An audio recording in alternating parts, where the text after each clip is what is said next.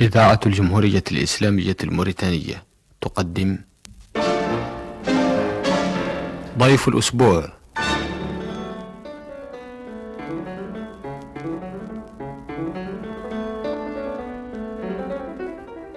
سيداتي وسادتي، السلام عليكم ورحمة الله.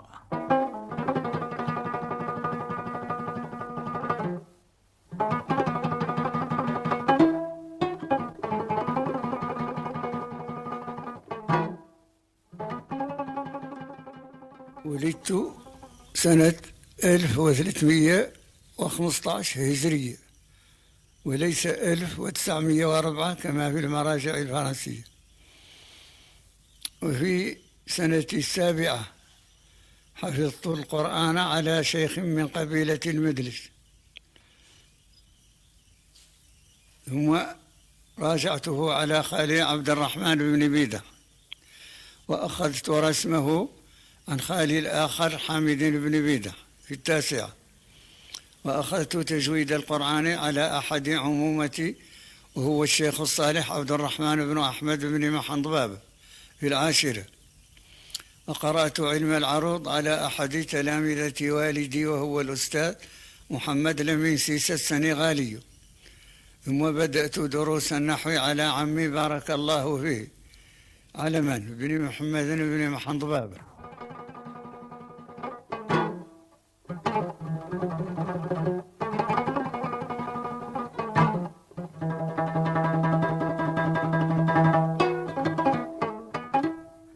إنه الأديب الشاعر المؤرخ الكبير الأستاذ المختار الحامدون.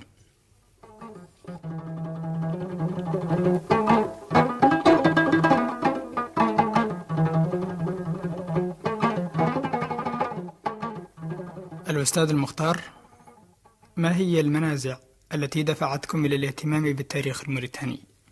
كنت في عام 36 و900 الميلادية أعمل تاجرا في كولخ، فجئت ذات عشية إلى تاجر سوري فاشتريت منه كيسا من الصابون، فدخل علينا شامي يسمى إيميل، فقال لي التاجر هذا شاعر العرب، فقلت له وهل يوجد شاعر العرب إلا في البيضان؟ فقال لي أميل لعلك شاعر، فقلت نعم، فقال أنشدني، فأنشدته أبياتا، فقال عندي أحسن من هذا، وأنشدني أبياتا، فقلت له هذا أحسن من أبياتي، ولكن من أين لي أنها من إنشائك؟ فلنصف هذا الكيس، فأينا أسرع بديهة وأحسن شعرا فهو شاعر العرب. فقال لي ماذا يقول واصف كيس الصابون؟ فقلت يعرفه الشاعر؟ فقال لا يعرفه الشاعر ولا الناثر. فقلت أنا أعرفه. قال ماذا تقول؟ قلت أقول إنه في صندوق من الخشب مكعب معصوب وفيه انكسار يبدو منه صابون رديء غال عندك ولا تسلفه لعملائك. فقال لي أنت ظريف، وأريد منك لقاء الليلة في دار الحاج علي بيضون السوري. فجئناه ونحن 5 نفر، ووجدنا معه جماعة من أدباء العرب السوريين واللبنانيين، فاستمرنا معهم، وكان من حديثنا أنهم سألونا عن مذهبنا في الدين، فقلنا مالكيون أشعريون جنيديون، فقالوا لما لم تتمذهبوا بمذهب جعفر الصادق فإنه ابن الرسول وهو أعلم بسنته. فقلت إنكم سميتمونا بأهل السنة وتسميتم بالشيعة وهو لقب عنصري. فقالوا نحن لا نخالف أهل السنة إلا في مسألتين، نفضل عليا على أبي بكر ونلعن معاوية. فقلنا أما تفضيل علي فلا نناقشكم فيه، لأن علم ذلك عند الله ولا إجماع فيها إلا عند أهل السنة، وأما لعن معاوية فما حجتكم فيه؟ فقالوا إن الرسول قال لعلي اللهم وال من والاه وعاد من عاداه، ومعاوية عاداه فإذا هو عدو لله. وقال الرسول أيضا عمار تقتله الفئة الباغية، ومعاوية هو قاتله فهو باغي. فقلت لهم إن عليا خطيب فصيح، فإذا كان سيخاصم معاوية يوم القيامة فهو ألحن بحجته، وإن كان لا يريد خصومته فلا نفتات عليه. فقالوا هذا جواب أديب ومسكت. ثم بعد عدة محاضرات مع هؤلاء العرب لقيني الأديب زكي بيضون، فقال لي اكتب عن البيضاني لتعرف العالم العربي بجزئه هذا الذي ليس له علم به. فبدأت من ذلك الحين على عجري وبجري التقط من أفواه المسنين ومن بطون الأوراق ما استطعت، وكان تحصيلي قليلا لاشتغالي بمهنة البيت والكد للمعاش مع قلة ذات اليد وكثرة المؤونة. فتوظفت في التعليم 5 سنين، وفي المعهد العلمي لإفريقيا السوداء 7 سنين، ثم في المعهد العلمي بأبي تلميذ 2 سنين. ثم فرغني الرئيس المختار بن داده للبحث التاريخي على حين بلغت من الكبر عتيا، وكانت تتخلل أبحاثي أشياء تعرقلها، أهمها بحثي عن المخطوطات الموجودة في موريتانيا التي استغرقت وقتا طويلا، ومنها مقابلة الزوار الأجانب الباحثين الذين شغلوا وقتا هم أيضا، والذين زودتهم بكثير من معلوماتي، كما زودت الأديب محمد يوسف مقلد بجمهور ما كتبه في كتابه شعراء موريتانيا، هذا إلى عرقلة المرض المزمن الذي شغل وقتا في المستشفيات.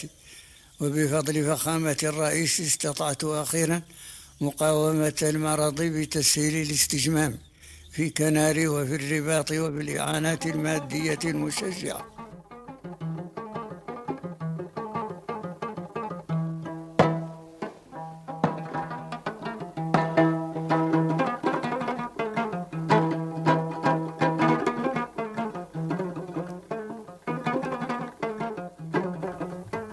السيد الأستاذ، أول ما يتبادر إلى ذهن من يريد استجوابكم هو طرح سؤال حول التاريخ، وبذات حول تأليفكم في التاريخ الموريتاني، فماذا عن هذا الموضوع؟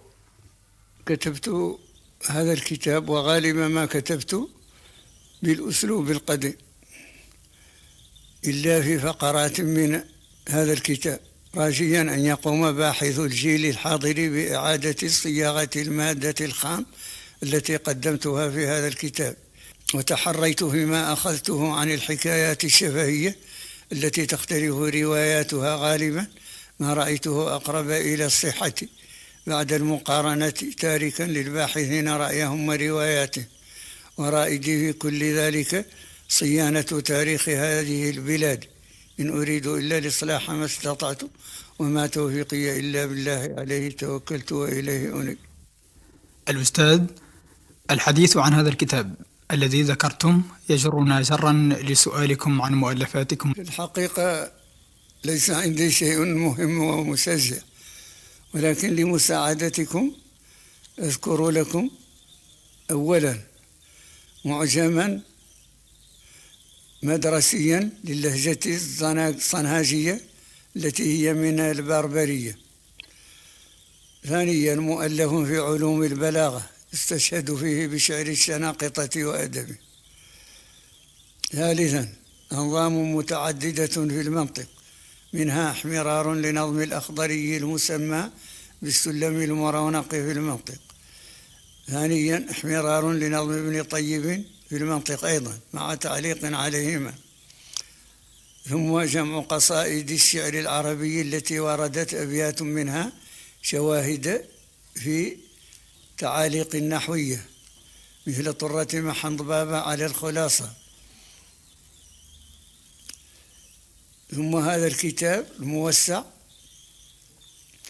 الذي يشتمل على تاريخ الملثمين الذين في موريتانيا وهم لمتونة وقدالة ومسوفة، وعلى السودان المجاورين لهم، ووصف بلادهم وعلى ملوك الملثمين في أول دخول الإسلام إلى هذه البلاد، وعلى ذكر غانا وسير أهلها وملوكها، وعلى طرق الفاتحين والتجار إلى موريتانيا، وعلى قيام دولة المرابطين ورؤسائهم وفتوحهم وحضارتهم، وعلى تاريخ القبائل المنحدرة من الأنصار أو من شتى بطون قريش من فهريين وبكريين وهاشميين، وحياتهم الدينية والثقافية، وعلى تاريخ بني حسان من عرب المعقل وإماراتهم ورؤسائهم وحروبهم في موريتانيا.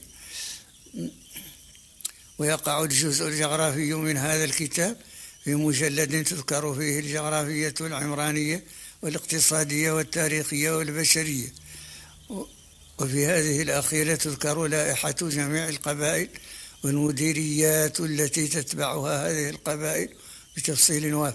هل اهتمامكم بالتاريخ مقصور على التاريخ الموريتاني كما رأينا، أم هو اهتمام تجاوز القطرية والإقليمية؟ في الحقيقة إنما أردت تاريخ الموريتانية لأن أوائلنا بالأسف لم يهتموا به، لأنهم لا يعتبرون غير الحياة الدينية والأدبية، ويرون الأنساب والتاريخ حشوا، وتسود عندهم العبارة التي قيل إن علم الأنساب علم لا ينفع وجهالة لا تضر. الأستاذ، ما هي أهم المصادر اللي استعنتم بها في بحثكم التاريخي؟ اعتمدت من المصادر المخطوطة أو المطبوعة على سهاي 57 مخطوطة، منها مثلا شيم الزوايا لليدالي أو كتب والد الديواني وتواريخ ولاتة والنعمة وغير ذلك. واعتمدت من الكتب المطبوعة على زهاء 41، إلا أنها لم تزودنا إلا بالقليل من تاريخ هذه البلاد. هذا إلى ما أخذته من أفواه المسنين ومن الحكايات الشعبية التي في الحقيقة هي أكثر وأهم مصادر هذا الكتاب وغيره من الكتب الحديثة.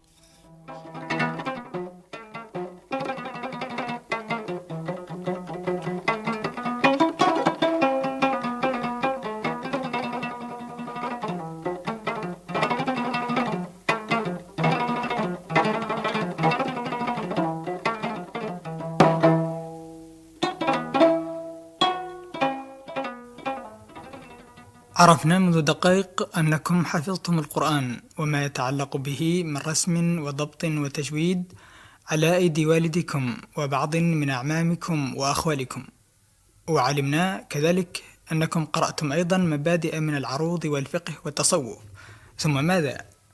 ثم علمني والدي مبادئ من السيرة والفقه قليلة، ثم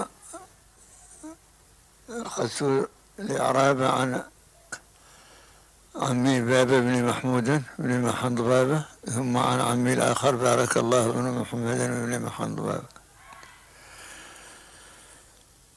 ثم أقرأني والدي التركة من العاصمية والتصريف من الألفية، وقرأت الألفية على عمي بارك الله وعلى خالي حامد عبد الرحمن بن بيدح، وقرأت تجويد على عبد الرحمن أحمد أحد أعمامي، وفي الثالثة عشرة من عمري دخلت المدرسة الفرنسية مكرها لا بطلا، ثم جاءت الحرب العالمية الأولى فخرجت، أغلقت المدرسة وخرجت منها. هكذا كنت أحضر دروس والدي في مدرسته وأطالع الكتب، كنت ملعا بمطالعة الكتب. أولا طالعت كتب التصوف الغزالي وكتب الزروق، وقرأت ديوان المعري بشرحه، وديوان الحماسة، وطالعت كتاب الأغاني لأبي الفرج الإصفهاني. ولما قرأت النحو كنت مولعا بجمع القصائد التي منها الشواهد، فجمعت من ذلك ما شاء الله في مطالعة خزانة الأدب للبغدادي. ثم كان الاقتصاد يفرض علي تقطع التعلم، إلا أني في أوقات متقطعة قرأت الأصول أولا على المختار بن محمد مبارك بن سليمان، ثم أتممتها على والدي، ثم قرأت عليه المنطق، وحضرت درسه للعاصمية ثانية، وحضرتها أيضا عند بابا بن محمود بن محمد بابا، واستفدت من مدرسة الشيخ حضير بن عبد الودود، وأخذت تحقيقات عن الشيخ محمد علي بن عبد الودود والشيخ المختار بن بلول الحاجي. ثم خرجت إلى آل محمد سالم المجلسيين، حضرت دروسهم الفقهية والتوحيدية والسيرية. هكذا كنت متقطعا، ولكن كل ذلك أظن لم يحصل عندي منه إلا الشعور فقط. ضيف الأسبوع.